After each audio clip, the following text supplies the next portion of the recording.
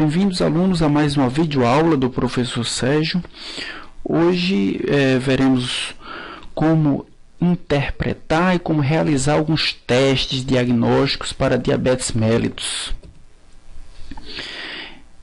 Paul Langerhans foi o primeiro cientista. Paul Langerhans foi um alemão, um fisiologista alemão que primeiro visualizou um grupo de células no pâncreas, que ele denominou manchas esbranquiçadas do pâncreas, e que nada mais, nada menos era do que essas ilhotas de Langerhans, que foram descobertas em 1869 por esse nobre cientista.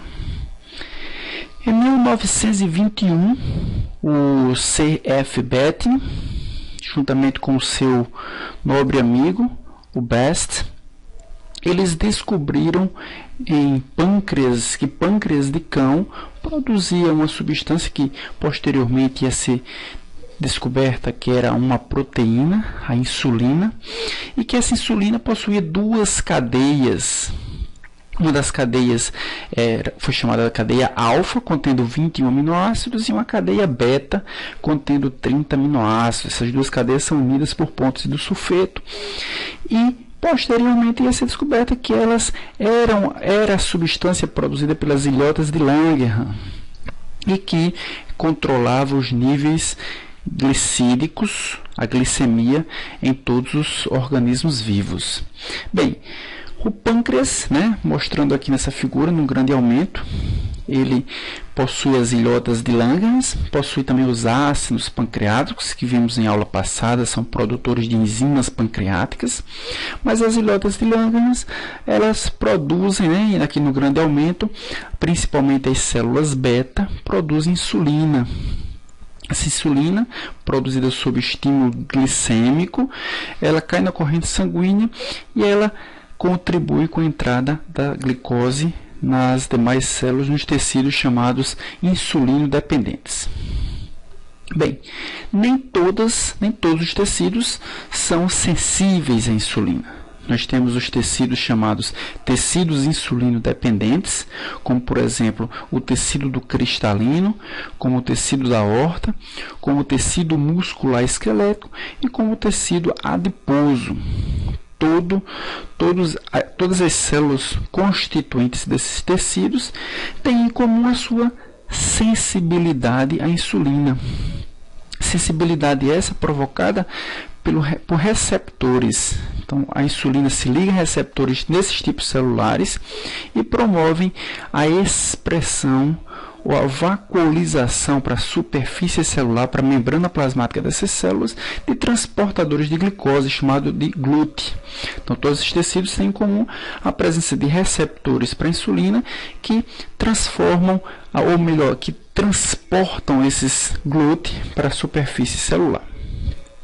Entretanto, outros tecidos, como por exemplo o tecido cerebral, como o eritrócito, e o tecido hepático, não apresentam essa mesma sensibilidade. Eles são chamados de tecidos insulino independentes. Esses tecidos eles não sofrem a ação da insulina, eles promovem a entrada de glicose para o interior das suas células, independente da ação de insulina. Mas o que seria então diabetes, que é o assunto da aula de hoje? Diabetes é uma síndrome, é um conjunto, é uma doença que agrupa um conjunto de sintomas, e esses sintomas se referem ao comprometimento do metabolismo em geral, principalmente carboidrato, mas também de gordura e também de proteínas. A diabetes mellitus foi dividida em dois grupos, chamada de diabetes mellitus tipo 1, também conhecida como diabetes mellitus insulino-dependente, que se caracteriza pela falta da secreção de insulina. Então, nós temos aí uma doença que é ocasionada, que tem causa principal na funcionalidade daquelas ilhotas de Langerhans, nas células beta pancreáticas. A célula beta pancreática ela não consegue expressar, não consegue sintetizar e não consegue secretar a insulina. Já na diabetes mellitus tipo 2, também chamado por diabetes mellitus não insulino dependente, A insulina até é secretada normalmente, em níveis normais. Entretanto, o que ocorre é que os tecidos insulinos dependentes, eles são insensíveis à ação da insulina. A insulina não consegue se ligar, não consegue promover a entrada de glicose para os tipos celulares. É o que se chama de resistência à insulina. E, obviamente, tanto a falta de insulina como a resistência à insulina provocam alterações metabólicas, né, dos principais nutrientes. As ações gerais da insulina, de forma geral, elas englobam ações em vermelho aí, referentes a carboidratos, principalmente a glicose, em azul referente aos lipídios e em rosa referente aos aminoácidos, referente às proteínas. Então, quando nós temos uma diminuição da insulina, em virtude da diminuição da sua produção, automaticamente a liberação da inibição do glucagon. Sem insulina, o glucagon fica livre para atuar. E o aumento do glucagon promove o que? Diminuição da utilização de glicose pelos tecidos periféricos, já que não tem insulina. Imediatamente, se não tem glicose para que os tecidos periféricos possam usar, o fígado começa a produzir glicose hepática, ou através da glicogenólise, ou através da neoglicogênese. O fígado entende que os tecidos precisam de glicose. Glicose existe, mas não consegue entrar. Então, o fígado se propõe a produzir mais glicose, o que resulta em hiperglicemia. Essa hiperglicemia resulta, obviamente, na eliminação de mais glicose. A glicose ela passa pelo glomérulo renal, entretanto, a glicose ela é reabsorvida. Esse processo de reabsorção ele tem um limite. E ao ultrapassar os níveis glicêmicos, esse limite também é ultrapassado, o que gera o aparecimento de glicose na urina, o que se chama de glicosúria. Com essa glicosúria, temos uma consequência, que é a diurese osmótica. A glicose é uma molécula altamente hidrofílica, e esse aumento da hidrofilicidade produz um arrasto, uma retirada de água juntamente com a urina. Perda de água, consequência de desidratação e hemoconcentração. Com relação aos lipídios, o aumento do glucagon, em virtude da não entrada de glicose nas células, produz uma degradação, uma quebra de lipídios pelo tecido adiposo. Esse aumento da quebra de lipídio, ou seja, esse aumento da lipólise, tem como consequência a produção de muito ácido graxo, que vai ser metabolizado pelas células, produzindo acetil-CoA. Entretanto, o acetil-CoA, que deveria servir como material energético para a grande maioria dos tecidos, não consegue entrar no ciclo de Krebs, uma vez que o oxaloacetato ele vai ser completamente exaurido.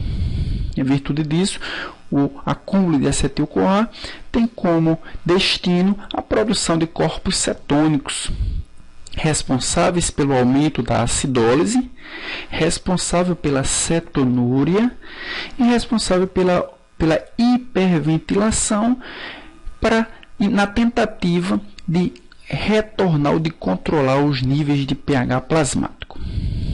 E como último ponto de consequência da diminuição da insulina, nós temos a degradação de proteínas. Os músculos eles degradam proteína na tentativa de retornar, na tentativa de produzir compostos glicídicos ou na tentativa de produzir compostos que possam substituir a glicose na produção de energia. O aumento da glicólise tem como consequência uremia, perda de nitrogênio pela urina e fraqueza muscular.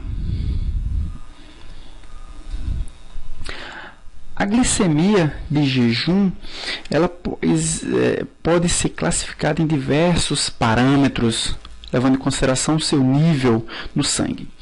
A glicemia normal É alguém que tenha, né, depois de um jejum de 8 a 12 horas, alguém que tenha de 70 a 99 miligramas por decilitro de glicose.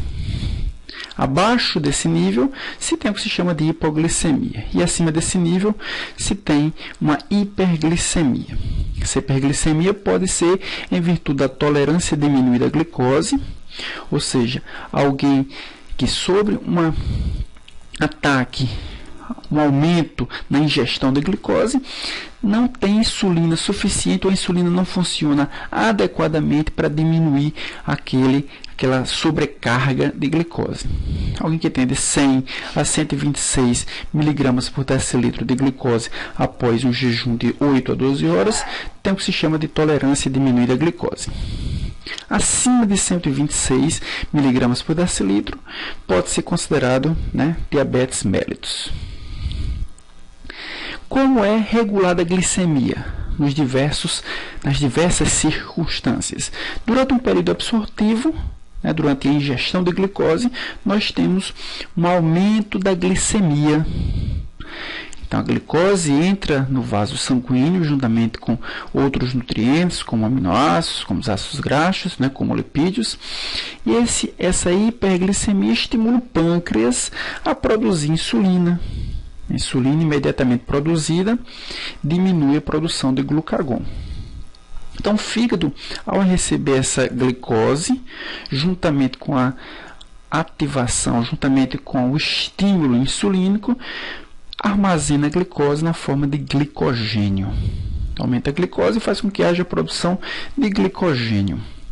Imediatamente, a produção também de piruvato, o excesso de piruvato, a formação de gordura. Então, o fígado, no período absortivo, ele produz glicogênio e ele produz gordura, produz os chamados lipoproteínas. Durante o período pós-prandial imediato, ou seja, quando a glicose cessa a sua absorção, ou seja, a hiperglicemia passa, começa a se normalizar, o organismo entra no que se chama de normoglicemia, a insulina começa a diminuir, uma vez que não há necessidade porque tem pouca glicose, e o glucagon começa a, então, aumentar a sua atuação. Nesse processo, o primeiro organismo a sofrer a ação do glucagon é o fígado.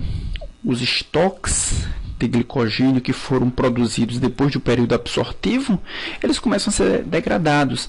A glicose diminui e o glicogênio começa a se quebrar. Então, durante um período pós-prandial imediato, o glicogênio ele é degradado para produzir mais glicose. E após um jejum prolongado? Depois de um jejum prolongado, nós temos a exaustão completa do glicogênio hepático. Só que o organismo precisa de glicose. Essa glicose tem que vir de algum lugar. E ela realmente vem de algum lugar. Ela vem é produzida por meio de compostos não glicídicos, o que se chama de gliconeogênese. Então, o glucagon em níveis elevadíssimos faz com que a glicose seja produzida através da quebra da gordura, através da lipólise. A gordura é quebrada, libera glicerol para produzir glicose, libera ácidos graxos para serem queimados pelo tecido muscular ou para produzir acetil-CoA para ser material para produção de energia. Ao mesmo tempo, as proteínas musculares também são quebradas, principalmente na forma de alanina, e a alanina serve para produção de mais glicose. Então, durante um período de jejum prolongado, o organismo entra no processo de produção de glicose a partir de compostos não glicídicos. Bem, a etiologia da diabetes, então, pode ser dividida em dois grupos. O grupo na qual a diabetes, os principais problemas da diabetes advêm da sua utilização, ou seja, uma deficiência de receptores de insulina, que é o que se chama de resistência insulínica, ou problemas, deficiências na produção de insulina, seja a produção completa de insulina, ou seja, uma síntese deficiente de insulina, que é a diabetes do tipo 1. Essa tabela mostra a comparação entre os dois tipos de diabetes, diabetes tipo 1 e o diabetes tipo 2. No diabetes tipo 1, nós temos geralmente um início bastante precoce, geralmente na infância, na puberdade, enquanto que o diabetes tipo 2 frequentemente aparece durante a fase adulta, né, após os 35 anos. Com relação ao estado nutricional, no diabetes tipo 1, geralmente, frequentemente, o paciente é um paciente desnutrido, enquanto no diabetes tipo 2, a obesidade predomina sobre a desnutrição. Na diabetes tipo 1, 10% da população diabética é acometida por esse tipo de diabetes, enquanto que 90% dos diabéticos diagnosticados são do tipo 2. Com relação à predisposição genética, a diabetes tipo 1 tem moderada predisposição genética, enquanto a diabetes tipo 2, a predisposição genética é muito forte. O defeito ou a deficiência no diabetes tipo 1, o principal causa é destruição ou deficiência das células beta pancreáticas, portanto ela não sintetiza, não produz a insulina, enquanto no diabetes tipo 2 a deficiência é no receptor da insulina por uma resistência insulínica. Frequência de cetose.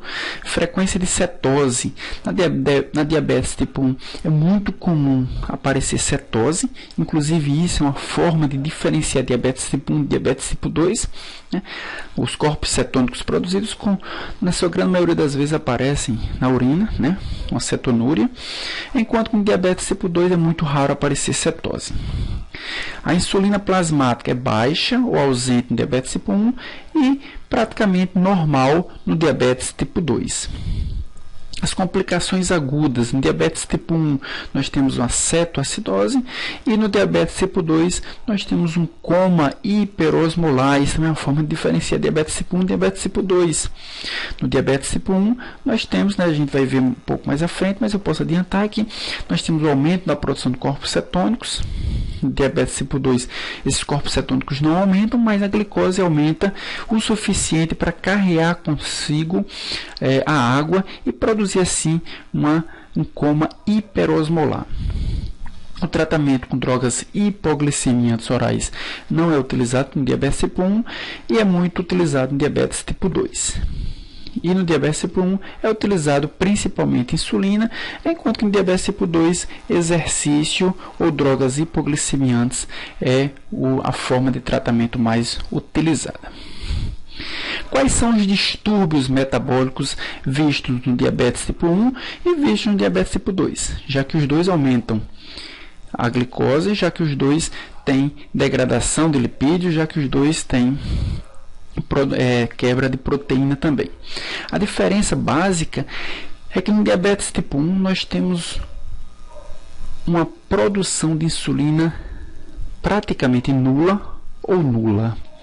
Essa insulina ela não é importante somente para fazer com que os tecidos insulino dependentes eles adquiram sua glicose, mas é importante também para poder frear a produção de glucagon pelas células alfa-pancreáticas. Então, sem insulina, nós temos uma produção muito grande de glucagon. E é justamente o glucagon que vai agir no tecido adiposo, quebrando muito triglicerídeo, produzindo muito ácido graxo, e esse ácido graxo, consequentemente, produz acetil-CoA, e ele é o principal produtor dos corpos cetônicos. Então, na diabetes tipo 1 nós temos hiperglicemia, no diabetes tipo 1 nós temos hipertriacilglicerolemia e também temos cetoacidose. O pH do diabético tipo 1 é um pH baixo, há uma cetoacidose.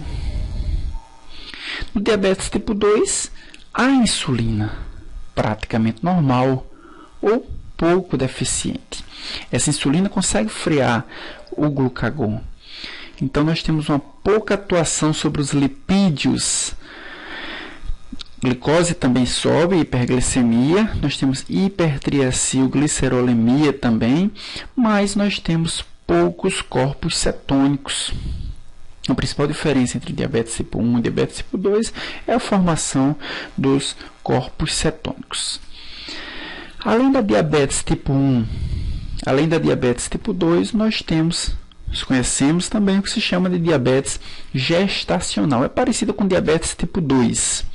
Acontece, obviamente, nas gestantes.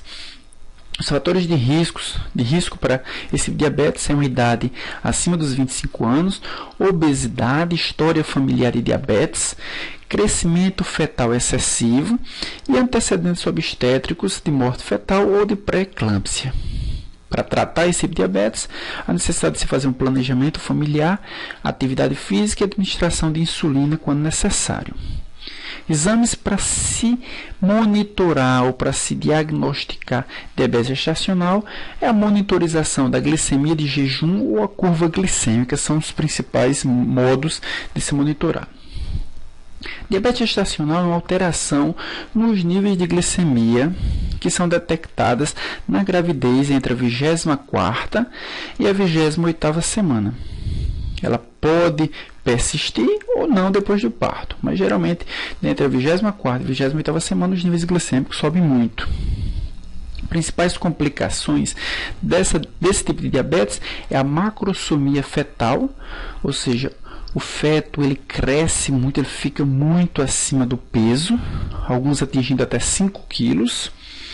Polidrâmino, ou seja, retenção de líquido amniótico, e hipoglicemia fetal. Então, a criança, o feto, ele começa a ter diminuição da glicose, né, encontrada no seu organismo. Os métodos para se avaliar a diabetes gestacional é uma dosagem da glicemia de jejum, que é uma rotina pré-natal. Se na glicemia de jejum for encontrados valores maiores ou iguais a 85 mg por decilitro, significa um paciente de alto risco. Então, fazer a curva glicêmica entre a 24ª e a 28ª semana. E nessa curva glicêmica, ela é realizada com 3 pontos, né? 1, 2 e 3 horas após a sobrecarga, né, de destrozol com uma concentração, ou melhor dizendo, uma quantidade de 100 gramas.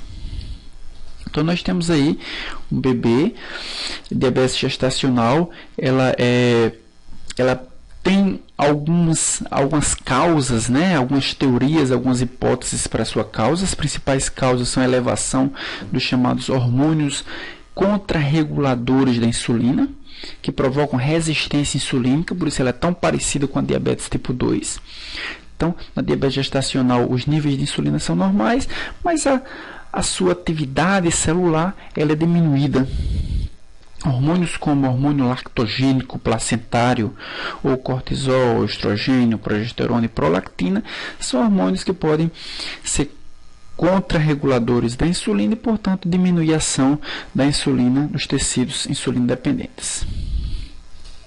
Qual o papel, então, do laboratório clínico no diabetes mellitus durante, né, todo o seu diagnóstico e diante da conduta terapêutica para diabetes mellitus? Então, o laboratório clínico ele vai trabalhar em 2 pontos: ou para diagnosticar ou para orientar a conduta a ser seguida pelo paciente.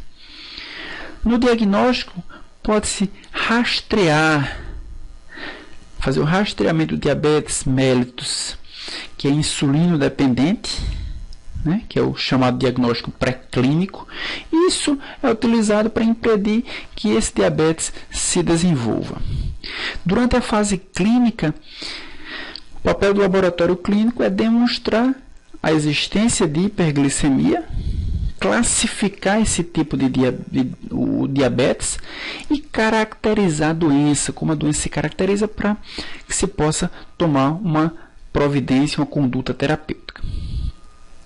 E um dos papéis do laboratório clínico também é a conduta a ser tomada pelo paciente durante a fase aguda da doença, através de um monitoramento, do diagnóstico, através do monitoramento da terapia a ser instaurada, a fim de que possa normalizar aquela glicemia. E durante a fase crônica da doença, é importante para manter os níveis de glicose numa concentração normal, para que possa impedir as complicações advindas da diabetes. E quais os tipos de exames utilizados no diagnóstico da diabetes mellitus? Para o diagnóstico pré-clínico, são utilizados os marcadores imunológicos, os marcadores genéticos e secreção de insulina. Para diagnóstico clínico, glicemia de jejum, o teste oral de tolerância à glicose, cetonas na urina e insulina, peptídeo C também.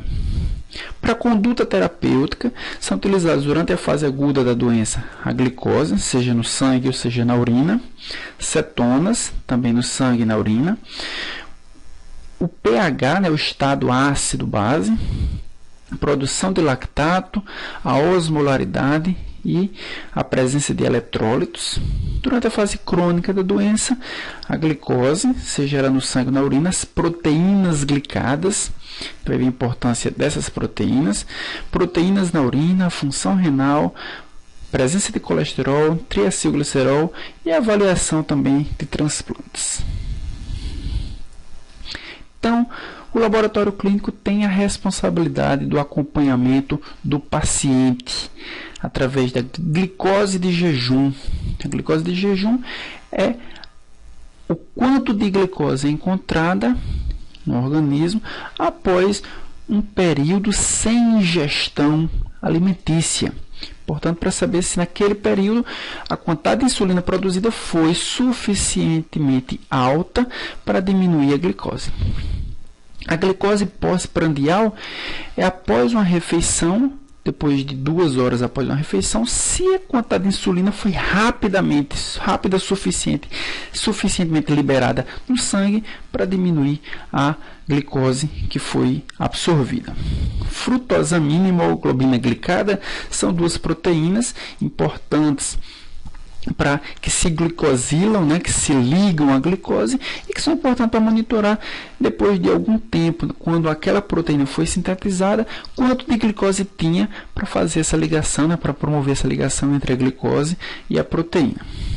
Pesquisa de microalbuminúria, que já é uma consequência da diabetes, pessoas que têm níveis elevados de diabetes de glicose por muito tempo, elas podem ter lesão renal, e essa lesão renal pode ter como consequência a saída de proteínas, principalmente a albumina. Medida da função renal, também como consequência da diabetes, e o perfil lipídico, como as lipoproteínas LDL, HDL, VLDL e triacilglicerol.